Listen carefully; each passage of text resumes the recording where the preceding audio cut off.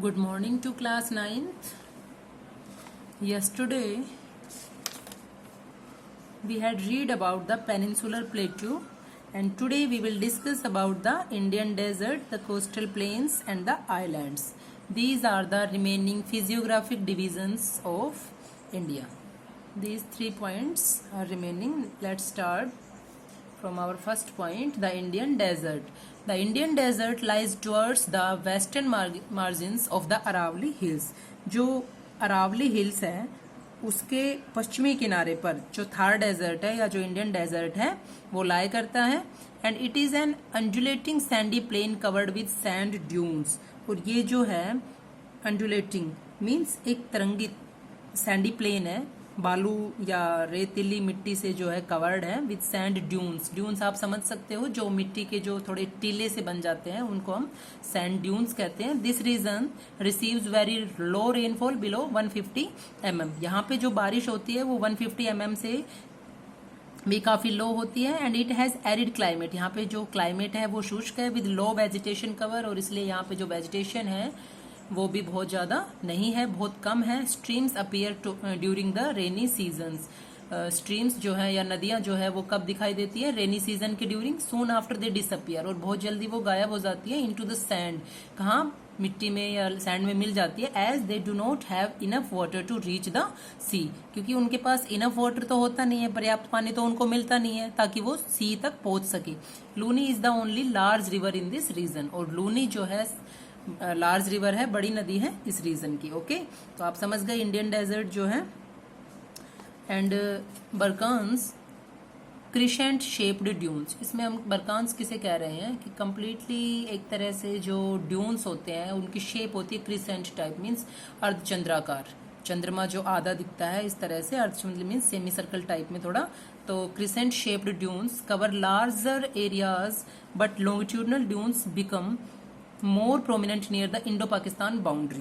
इसमें बता रखा है कि कंप्लीटली जो बरकान है उसका जो कवर है वो लार्ज एरियाज पे है, बहुत अधिक क्षेत्र पे कवर किया हुआ है. बट लॉन्गिट्यूडनल ड्यून्स, लेकिन जो लॉन्गिट्यूडनल ड्यून्स है बिकम मोर प्रोमिनेंट, ये ज्यादा प्रमुखता से जो है वहां पाए जाते हैं, जो कि कहाँ? Indo Pakistan boundary. If you visit Jaisalmer, अगर आप जैसलमेर की विजिट करते हैं या जैसलमेर अगर आप कभी जाते हैं तो बरकान के समूह देख सकते हैं. You may go to see a group of barchans. आप वहां पे बरकान के समूह देख सकते हैं. The next topic is the coastal plains. The peninsular plateau. Coastal plains means, first all we need to know what are the coastal plains. Coastal plains means तटीय मैदान. Okay, already we had read about the coastal plains in your map. And the peninsular plateau is flanked by a stretch of narrow coastal strips running along the Arabian Sea on the west and the Bay of Bengal on the east. जो peninsular plateau है उसके जो edges हैं, उसके किनारों पे जो है जो तटीय पट्टियों का जो विस्तार है, तटीय जो स्ट्रिप्स बनी हुई है, कोस्टल स्ट्रिप्स जो है, तो ये running along the Arabian sea. West में जो है अरेबियन सी से लेकर और ईस्ट में बे ऑफ बंगाल तक ये विस्तृत है, फैला हुआ है, स्प्रेड है. The western coast sandwiched. तो वेस्टर्न कोस्ट जो है कहाँ सिचुएटेड है, कहाँ सैंडविचड है? Between the western Ghats, western Ghat और अरेबियन सी के बीच में. Is in narrow plain and these are called the western coast या western plains. Okay, it consist of 3 sections, और इसको 3 भागों में बांटा गया है. The northern part of the coast is called the Konkan, Mumbai से Goa, and the central stretch is called the Kannada plain, while the southern stretch is referred to as the Malabar coast. तो map में एक बार देख लेते हैं. This is the Konkan and here is Kannada plain and this is the Malabar coast. Okay, there are 3 parts: Konkan, central stretch, Kannada plain, and southern stretch is Malabar coast.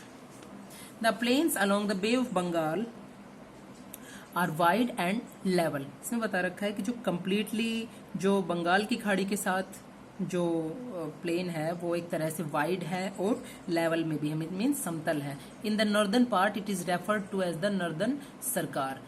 इसके north part को refer किया जाता है या कहा जाता है उत्तरी सरकार के नाम से.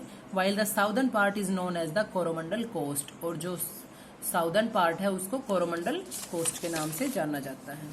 Okay, this is the Coromandel coast. और यहाँ पे ये कम्प्लीटली जो बे ऑफ बंगाल है ये फैला हुआ है, आप देख सकते हैं इसको। ये नैरो चैनल है, नैरो प्लेन है, बल्कि जो ये बे ऑफ बंगाल है ये कम्प्लीटली वाइड है। Large rivers such as the Mahanadi, the Godavari, the Krishna and the Kaveri have formed extensive delta on this coast. जो बड़ी नदियां हैं महानदी, गोदावरी, कृष्णा और कावेरी, इन्होंने यहाँ पे एक्सटेंसिव जो डेल्टाज हैं, बड़े बड़े डेल्टा जो हैं वो इस कोस्ट पे बनाए हुए हैं। Lake Chilka is an important feature. Eastern coast का एक इम्पोर्टेंट फीचर है चिल्का झील, और ये भी आपको पता होना चाहिए। Do you know the Chilka lake is the largest salt water lake in India. जो खारे पानी की झील है चिल्का लेक, वो हमारे इंडिया की लार्जेस्ट सॉल्ट वाटर लेक है। It lies in the state of Odisha. ये कहाँ लाया करती है? ओडिशा में। Next topic is the islands. You have already seen that India has a worst main land.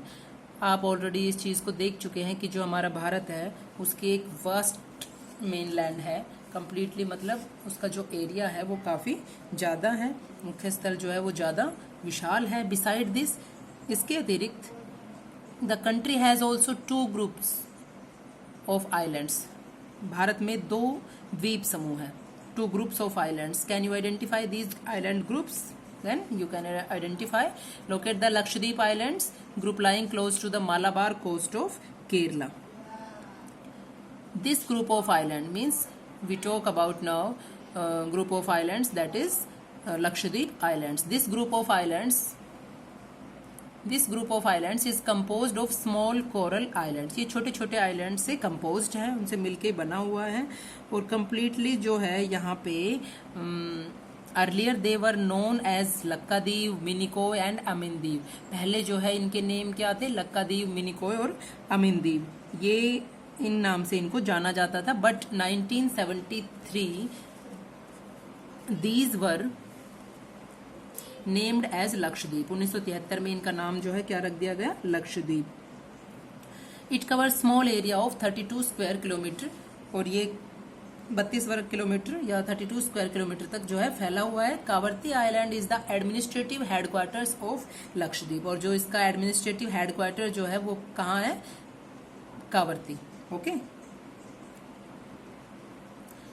And this island group has great diversity of flora and fauna, और यहाँ पे different जो है फ्लोरा और फ्योना भी की भी डाइवर्सिटी है, विविधता है। The Pitti island which is uninhabited as a bird sanctuary. जो पिटली आइलैंड है वहाँ पे जो अनइनहैबिटेड मीन्स वहाँ पे मनुष्य या लोग नहीं रहते हैं, निवास नहीं है वहाँ पे, हैज ए बर्ड सेंचुरी, लेकिन वहाँ पे एक बर्ड सेंचुरी है। Now you see the elongated chain of island located in the bay of Bengal extending from north to south. अब हम देखेंगे जो हमारे अंडमान निकोबार आइलैंड्स हैं उनके बारे में। तो आप देख सकते हैं according to this Andaman Nicobar Islands, okay, and in the north these are the Andaman Islands, and in the south these are the Nicobar Islands. These are Andaman and Nicobar Islands. They are bigger in size and are more numerous and scattered. वो size में भी बड़े हैं और more numerous and scattered means पूरी तरह से ये फैले हुए हैं। ओके और इनको जो है 2 ब्रॉड कैटेगरीज में डिवाइड किया गया है। The entire group of island is divided into 2 broad categories. The Andaman in the north, अभी मैंने आपको बताया, नॉर्थ में अंडमान एंड साउथ में Nicobar. It is believed that these islands are an elevated portion of submarine mountains. ये माना जाता है कि ये कंप्लीटली जो है सबमरीन माउंटेन्स के एलिवेटेड पोर्शन मीन्स ऊंचे उठे हुए पोर्शंस हैं।